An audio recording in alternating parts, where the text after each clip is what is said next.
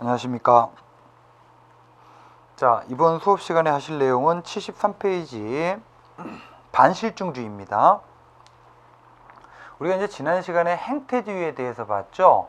그래서 이제 그 행태주의가 50년대, 60년대 미국의 사회과학 연구에 있어서 이제 지배적인 접근 방법이었었는데, 이 행태주의에 이제 문제점이 드러나기 시작을 해요. 이미 뭐 여러 번 언급했던 내용인데, 60년대 중후반 미국 사회적인 배경하에서, 자, 그래서 이제 행태주의, 달리 표현하면 실증주의죠. 이런 이제 행태주의의 문제점이 나오면서 행태주의, 실증주의를 이제 비판하는 새로운 사회과학의 연구 경향이 등장하는데, 그게 바로 반실증주의예요. 이 반실증주의에 해당하는 게 후기 행태주의, 현상학, 비판 이론이라는 게 있어요. 자, 이 중에서 이제 특히 현상학에 초점을 둬서 설명을 드릴 건데, 뭐 후기 행태주의는 먼저, 후기 행태주의는 지난 시간에 말씀드렸죠. 신행정론 대두 배경에서.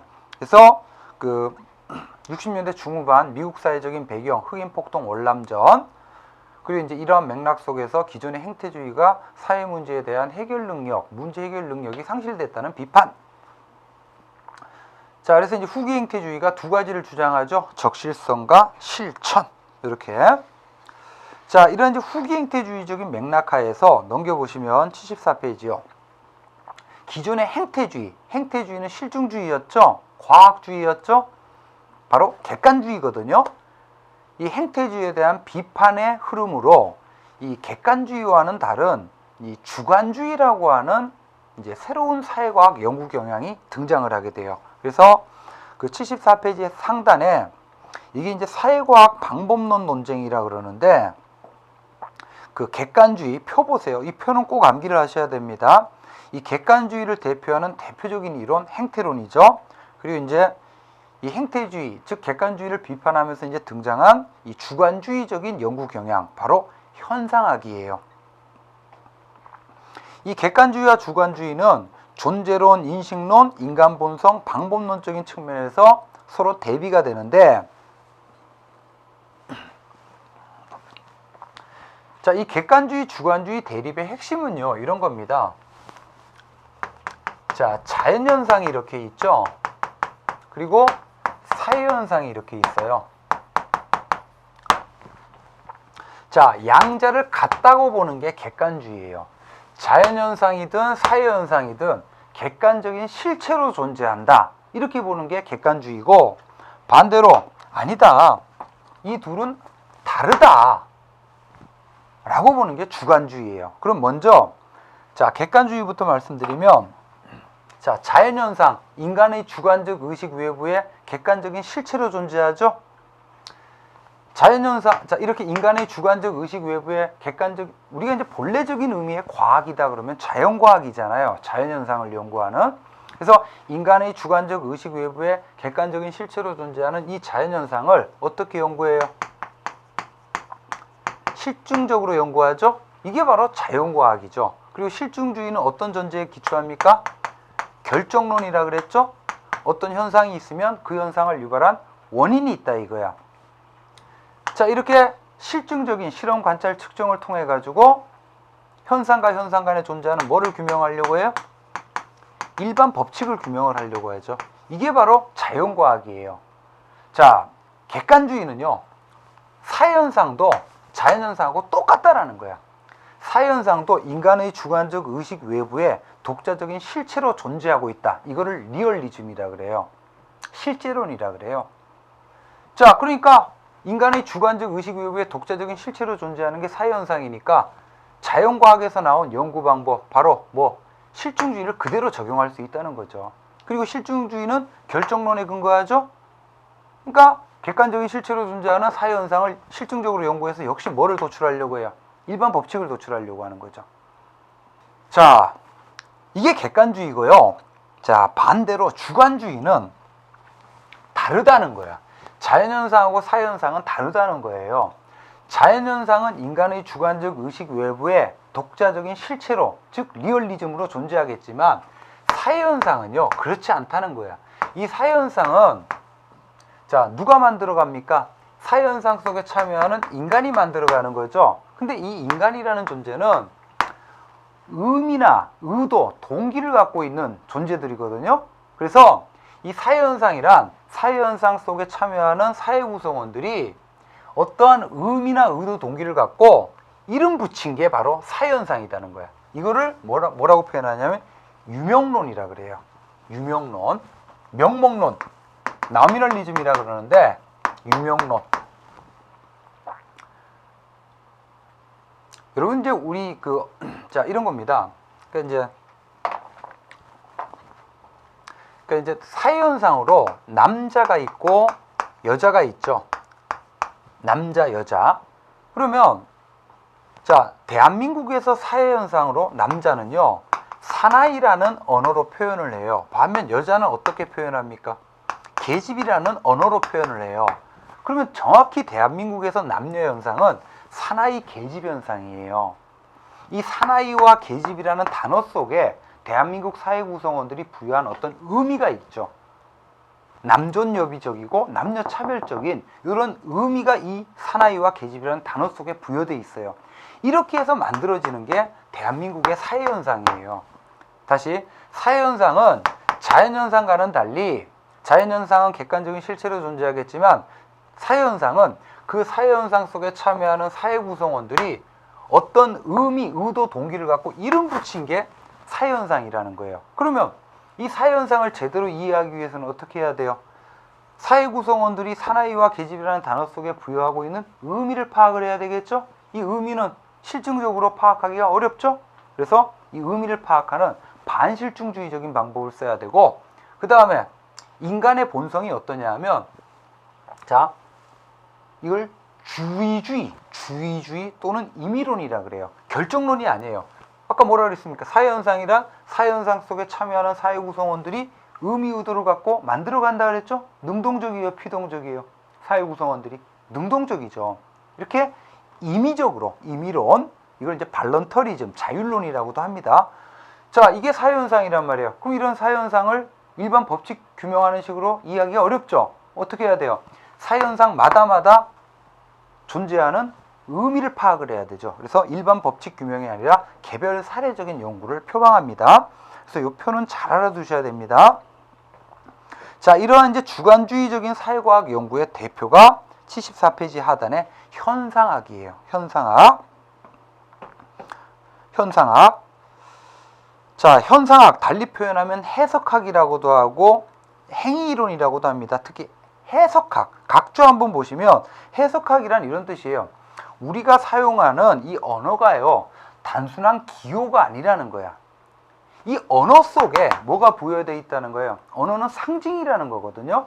그 사회 구성원들이 부여한 의미가 있다는 거예요. 의미를 해석하자라는 거죠. 자, 본문 보시면 74페이지 현상학의 의미, 자, 현상학 개념 한번 봅시다. 쭉 설명한 거니까. 외부 관찰자의 입장에서 관찰할 수 있는 요소나 명백한 외견적인 행태에 대한 인과적 설명에 관심을 갖는 것. 여기까지는 행태주의, 객관주의죠. 이런 것이 아니라 자, 이 외부, 단순히 남자를 사나이로 여자를 계집으로 표현하고 있다는 게 본질이 아니죠. 바로 이 사나이와 계집이라는 언어 속의 사회 구성원들이 부여하고 있는 의미를 파악하는 게 본질이죠. 이렇게 외부로 나타난 현상 너머에 있는 보다 본질적인 것을 파악함으로써 근원적이고 절대적인 지식을 얻으려고 하는 철학을 현상학이라 그래요. 그래서 계속해서 자, 현상학에서 사회현상 또는 사회적 실체란 자연현상처럼 인간의 삶과는 동떨어진 객체로 존재하는 것이 아니라는 거죠. 이렇게 봤던 거는 객관주의였죠. 이런 것이 아니라 줄치세요. 그 사회현상 속에 참여하는 사람들이 의식, 생각, 언어, 개념. 의식, 생각, 언어, 개념들은 전부 다 뭐예요? 주관적인 요소죠.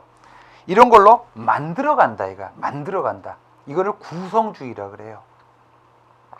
그리고 자, 이러한 주관적인 의미의 세계가 집단현상이 되기 위해서는 사회 구성원들 간에 서로 공유가 이루어져야 되겠죠.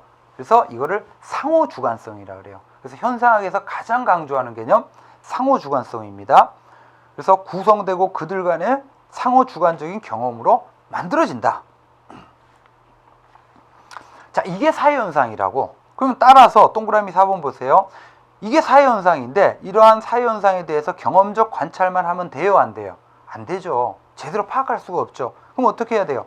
우리가 살고 있는 일상생활, 이 사나이와 계집이라는 단어를 사용하는 이 일상생활 속에서 상식적인 생각 속에서 인간 행위를 이해하고 행위 이면에 깔려있는 행위자의 주관적인 의미, 의도 이것까지도 고려할 때 인간 행동에 대한 진정한 이해가 가능해진다. 이렇게 이제 주장하는 게 현상학입니다. 자, 그러면 양가로 2번 현상학의 주요 내용을 봅시다. 생활 세계를 중시한다. 요거는 체크하시고 그 다음에 이제 쭉 보시면 4번에 현상학에서 가장 중요한 개념 하나 꼽아라 그러면 상호주관성이에요. 상호주관성. 자, 이런 주관적인 의미의 세계가 사회 구성원들 간의 공유가 이루어질 때 이게 바로 상호주관성이고 이게 바로 사회현상이 된다는 거예요. 그래서 이 현상학에서는 자, 삼성이라는 조직이 있다 이거예요. 그러면 우리가 이제 흔히 삼성이라는 조직은 사람들로 만들어지긴 하지만 이제 조직이 만들어지면 그 구성원과는 구별되는 독자적인 실체가 된다 이런 식으로 이해하는데 현상학에서는요, 조직이라는 건 객관적인 실체가 아니라 그 조직 현상 속에 참여하는 사회 구성원들이 상호 주관적으로 공유하는 의미의 덩어리다 이런 식으로 이해를 해요. 그래서 두 번째 줄 사회적 현실로 인식되는 조직은 동그라미 인간이 조직에 부여하는 의미의 맥락에서 존재 가치를 갖고 그들 간의 상호 주관적, 달리 표현하면 사이간자를 써서 간주관적이다 라는 간주관적으로 나누어 갖는 경험으로 만들어지는 게 조직이라는 거죠. 의미를 떠나서는 이해할 수가 없다는 거예요. 자, 5번 체크하세요. 하몬 동그라미. 자, 하몬의 액션 시어리. 자, 액션 동그라미 하시고 아까 제가 비헤이비어하고 액션 구분했었죠? 이게 바로 제가 한 게 아니고 요 하몬이 구분한 거예요. 그래서 하몬은 인간의 의도된 행위가 바로 액션이고 액션 동그라미 의미가 포함된 거죠. 의도가 포함된 거죠. 반면 겉으로 드러난 행위가 뭐예요? 비헤이비어죠. 이거를 구별하고 어디에 초점을 둬야 된다? 액션에 초점을 둬야 인간 행동에 대한 제대로 된 이해가 가능해진다. 이런 주장을 하는 게 현상학입니다. 이 현상학은 하나의 거대한 인식 철학의 문제다 보니까 너무 깊이 들어가면 그야말로 이제 철학의 영역이 되고 우리 행정학 시험 목적으로는 이 정도 내용만 보시면 구급 기준으로 충분히 대처가 가능합니다. 자, 이렇게 해서 현상학 보셨고요. 이 비판 이론은 다음 페이지 76페이지 비판 이론은 시험 문제 잘 안 나옵니다. 이제 현상학보다도 한 걸음 더 나아가 가지고 실증주의, 객관주의를 비판한다라고 해서 비판 이론. 요거는 여러분들이 개별적으로 좀 공부를 하시기 바라겠습니다. 자, 이렇게 해서 현상학까지 마치고 77페이지로 가겠습니다. 자, 그러면 77페이지 공공선택이론 보겠습니다. 자, 공공선택이론 이건 아주 많이 중요한 내용입니다. 자, 공공선택이론 별표 3개 하시고 시험 문제 자주 나오는 내용인데 이제 공공선택이론 공공선택이죠. 자, 공공선택이론은 뭘 말하냐 하면요, 경제학을 말해요. 경제학. 그래서 경제학의 가장 중요한 주제가 합리적 선택을. 자, 경제학의 가장 중요한 주제 뭡니까? 두 번째 박스 보세요. 모든 사람은 어떤 존재라는 거예요? 합리적 선택을 하는 합리적 경제인이라는 거예요. 이 선택 자체가 합리적 선택인 거죠. 그래서 경제학의 가장 중요한 주제, 합리적 선택. 자, 정치인이든 개인이든 관료든 이익 집단이든 전부 다 자기 자신의 이익 극대화를 추구하는 합리적 경제인이라는 거예요. 그리고 자, 자기 자신의 이익 극대화 선택의 결과로 뭐가 나타나냐 하면 재화에 대한 수요와 공급이 이루어져요. 이게 바로 경제학의 중요한 관념이죠. 이러한 경제학의 관점, 이론을 갖고 뭐를 연구하냐면 공공문제를 연구하겠다는 거야. 이 공공문제가 바로 정치행정 문제죠. 정치행정은 정부가 하는 거죠. 그래서 비시장이죠. 정부를 비시장이라 했죠.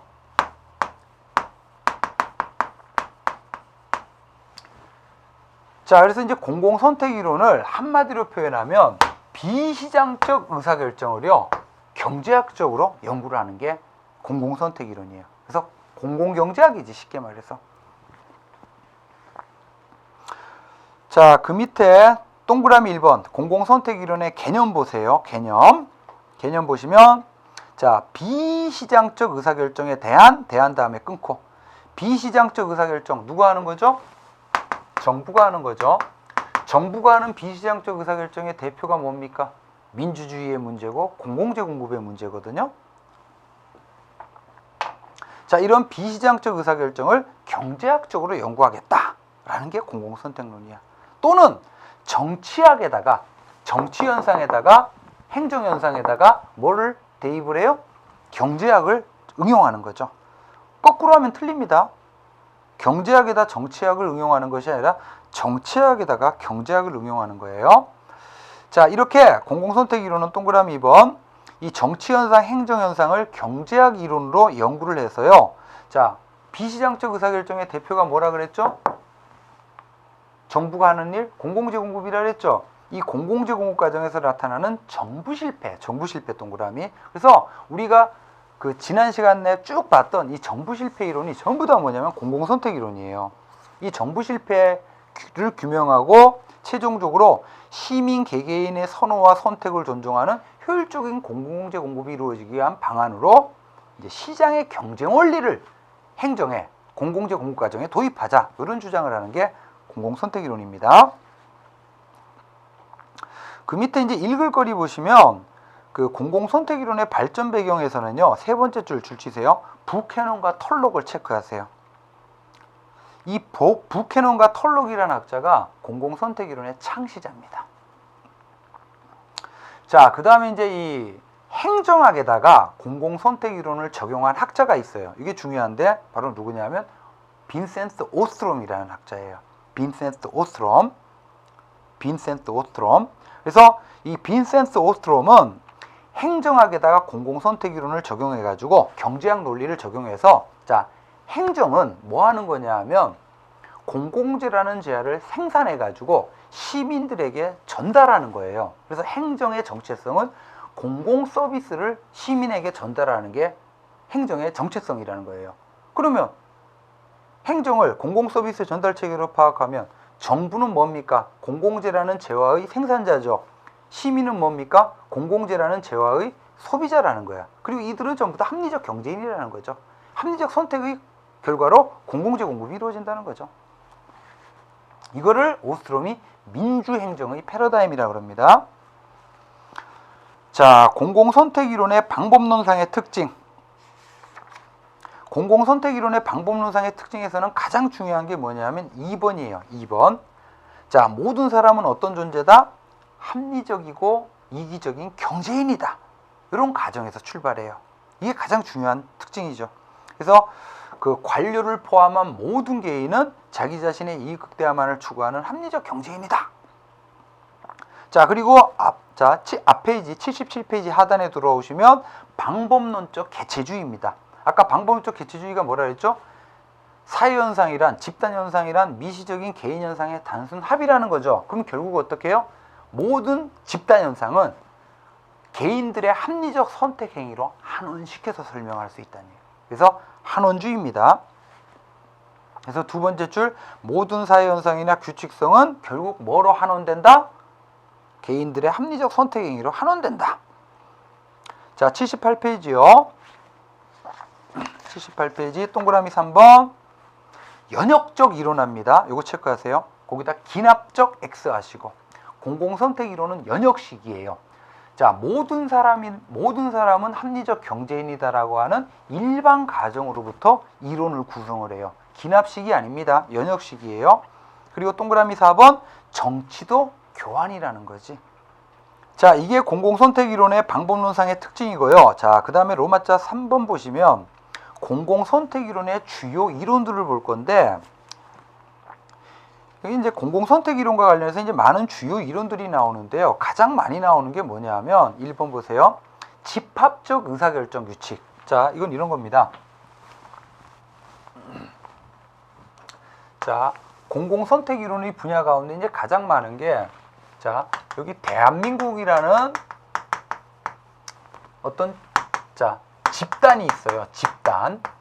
4,500만 명으로 구성된 대한민국이라고 하는 하나의 집단이고 사회죠.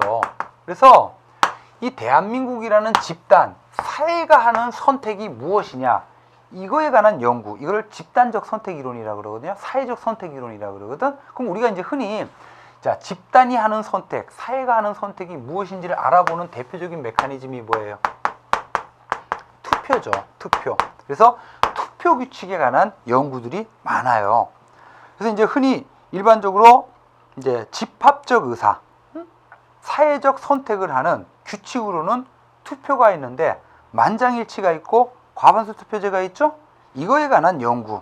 그래서 여기서는 쭉 여러분들이 좀 개별적으로 보시고, 자, 시험에 나오는 중요한 내용을 중심으로 보면요. 79페이지 보세요. 이 집합적 의사결정 규칙에 관한 연구 가운데, 즉 투표 규칙에 관한 연구 가운데 가장 중요한 게 양가로 4번이에요. 이게 바로 아까 공공선택이론의 창시자라고 봤던 부캐넌과 털록의 이론이죠. 부캐넌과 털록의 이론. 자, 이거를 뭐라고 하냐면 비용을 고려한 효율적 동그라미 하세요. 그리고 집합적 의사결정 규칙이라 그래요. 이게 이제 부캐넌과 털록의 이론인데, 자, 79페이지 부캐넌과 털록의 이론. 여기서는 그래프를 이해하셔야 됩니다. 그래프를. 자, 부캐넌과 털록은요, 이렇게 얘기를 해요. 자, 여기에 100명으로 구성된 어떤 집단이 있다 이거야. 그러면 예를 들어 우리 여기 100명으로 구성된 어떤 집단이 있는데 우리가 이번 주말에 야유회를 가야 돼요. 근데 그 야유회를 산으로 갈 것인지 바다로 갈 것인지를 결정을 해야 돼요. 대표적인 집합적 의사결정이죠. 그러면 자, 100명 모두가 찬성하는 안을 집합적 의사로 결정하는 방법이 있겠죠. 이게 뭡니까? 만장일치지. 자, 근데 여러분, 자, 만장일치 방식으로 집합적 의사를 결정할 수도 있지만 어떻게 결정할 수 있냐면요. 자, 100명 가운데 한 사람, 회장이 독단적으로 결정하는 방법도 있어요. 그래서 자, 회장 한 사람이 집합적 의사를 결정하는 방식, 뭐긴 뭡니까? 독재죠. 그래서 이제 우리가 흔히 집합적 의사를 결정하는 극단적인 방법, 독재가 있고 만장일치가 있는데, 뭐 만장일치는 좋고 독재는 나쁘다 이렇게 생각하는데 부캐넌과 털록은 그런 게 아니라는 거예요. 집합적 의사를 결정할 때는 비용이 수반되는데 이 비용을 따져봐야 된다는 거예요. 자, 집합적 의사를 결정할 때는 두 가지 비용이 소요돼요. 이게 바로 의사결정 비용 동그라미, 외부 비용 동그라미. 자, 먼저 의사결정 비용은 이런 겁니다. 집합적 의사를 결정하는데 소요되는 시간과 비용이야. 자, 그러면 독재 방식에 입각해서 전체 의사를 결정한다고 칩시다. 그러면 어떤 비용은 굉장히 적게 들어요. 이게 바로 의사결정 비용이지. 의사결정 자체를 하는데 소요되는 비용은 거의 제로에 가깝죠. 그래서 자, 산으로 갈 것이냐 바다로 갈 것이냐, 회장 한 사람이 그냥 산 이렇게 결정을 하는 거죠. 자, 의사결정 비용은 굉장히 적게 드는데요. 이 독재 방식에 입각해서 집합적 의사를 결정하면 어떤 비용은 굉장히 많이 들어요. 이게 바로 뭐냐 하면 외부 비용이라는 겁니다. 외부 비용. 자, 외부 비용은 이런 뜻이에요. 자, 나머지 99명은 다 바다를 가고 싶어 해요. 근데 회장이 어떻게 해서 결정했어요? 산으로 결정을 했거든요. 그러면 하기 싫은 거 억지로 해야 되죠? 다시. 나머지 99명은 바다를 가고 싶어 하는데 회장이 산으로 결정을 했어요. 그럼 집합적 의사는 뭐로 결정이 된 겁니까? 산으로 결정이 된 거죠? 그러면 바다를 가고 싶어 하는 사람도 어딜 가야 돼요? 가기 싫은 산을 따라가야 되지. 이렇게 해서 부담되는 비용을 외부 비용이라 그래요. 자, 이게 독재 방식에 의한 결정인데, 그러면 독재에서 만장일치 방식으로 가면 갈수록, 자, 여기 보세요.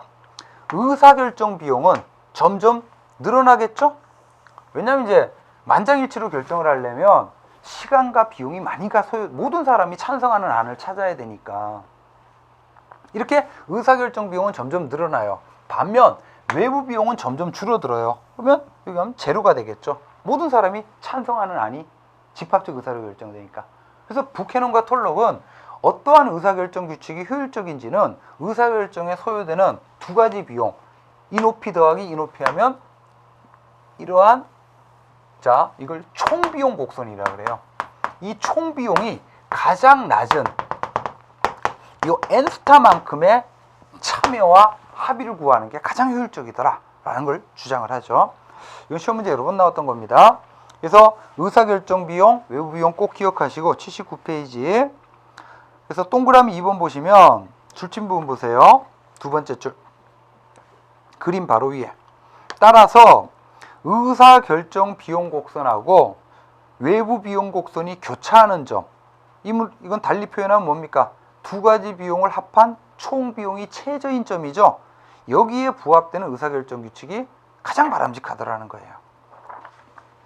그래서 이제 공공선택 이론 가운데 이제 가장 많은 이론이 집합적 의사결정 규칙에 관한 연구인데 이거에 관한 이론이 바로 부캐넌과 털록의 이론입니다.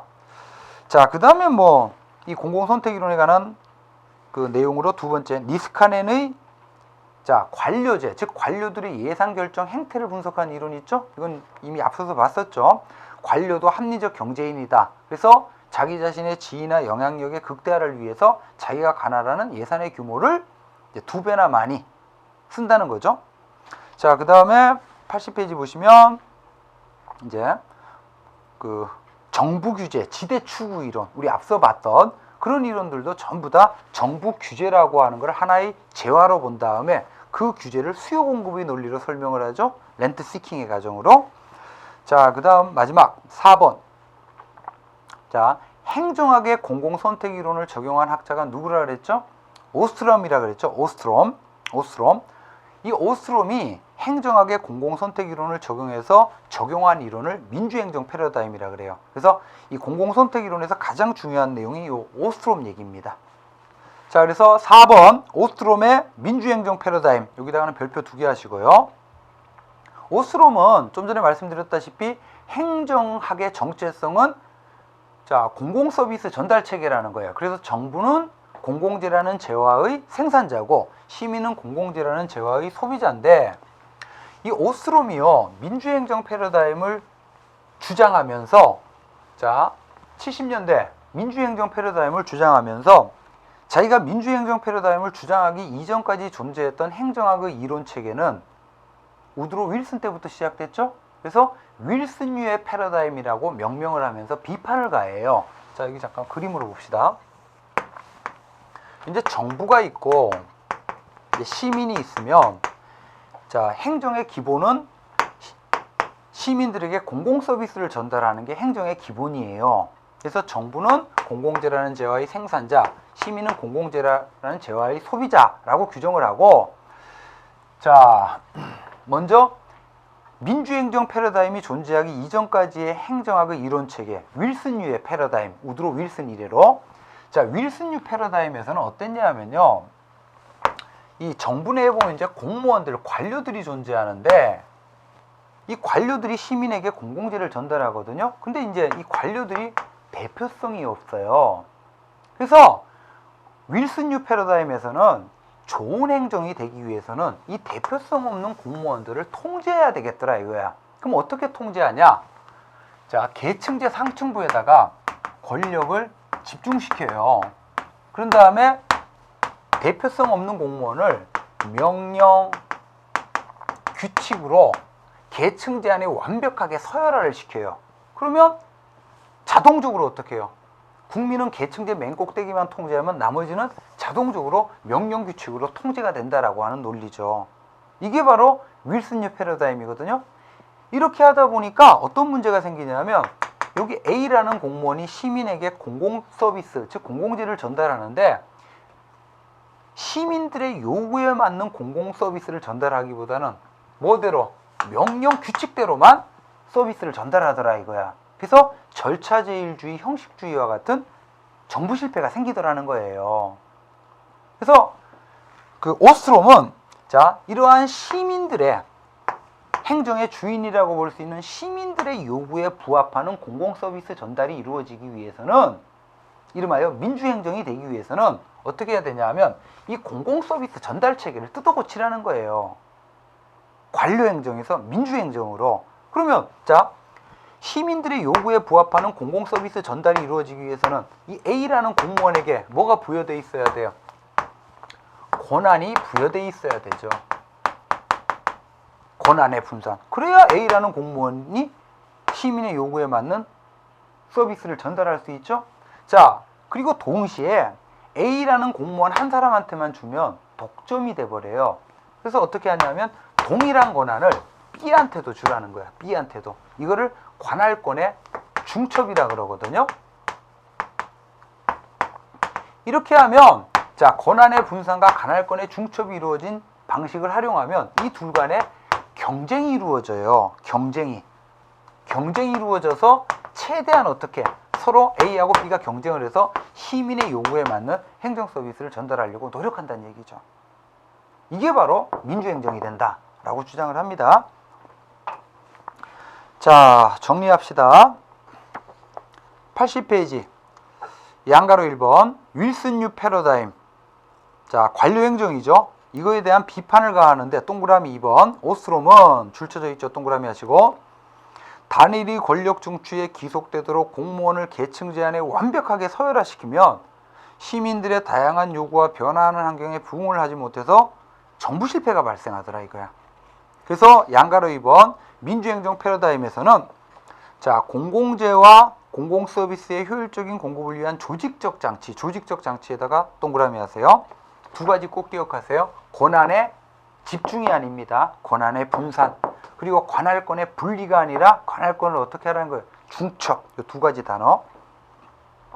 이거를 제시해요. 이렇게 권한의 분산과 관할권의 중첩이 이루어진 이 조직적 장치를 뭐라 그러냐 하면 다원조직체라 그래요. 다원조직체 동그라미. 이 다원조직체를 활용하게 되면 각 권력기관은 뭘 하게 됩니까? 서로 경쟁을 하게 돼서 최대한 고객들의 요구에 맞는 서비스를 공급하려고 노력한다. 그리고 그 과정에서 이제 민주행정이 나타난다. 이렇게 이제 얘기를 하는 게 이 오스트롬의 민주행정 패러다임입니다. 자, 그래서 이제 이 공공선택이론은 특히 중요한데 정리를 하면 자, 공공선택이론의 개념, 그 다음에 이제 방법론상의 특징이 있죠. 그리고 공공선택이론의 주요 이론 가운데서는 부케넌과 털록의 이론하고 이 오스트롬의 이론, 이 사람들의 이론을 중심으로 꼭 정리를 해두시기 바래요. 자, 이번 수업은 여기서 이제 정리를 하도록 하겠습니다. 수고하셨습니다.